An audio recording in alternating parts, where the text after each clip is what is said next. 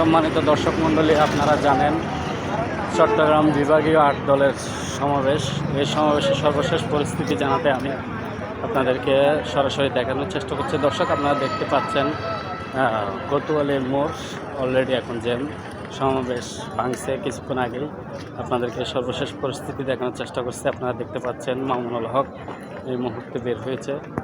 দর্শক, অসংখ্য অসংখ্য নেতা কর্মীর দল দেখতে পাচ্ছি। দর্শক, আপনাদেরকে আরেকটা বিষয় জানিয়ে রাখতে চাই, কিছুক্ষণ আগেই ডক্টর শফিকুর রহমান বের হয়েছেন সমাবেশ ভেঙে।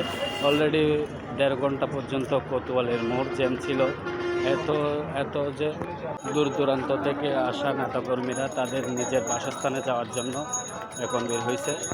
জামাত ইসলামের এক কর্মীর বক্তব্য শোনা গেছে, চট্টগ্রামে এই বিভাগীয় সমাবেশ স্মরণ হয়ে থাকবে বলছে জানিয়েছেন। দর্শক, আমরা আরও দেখতে পাচ্ছি ফুট বিল্ডিংয়ের 2 রাস্তা দিয়ে মানুষ আসতেছে নামতেছে প্রায় 1.5 ঘন্টা হয়েছে।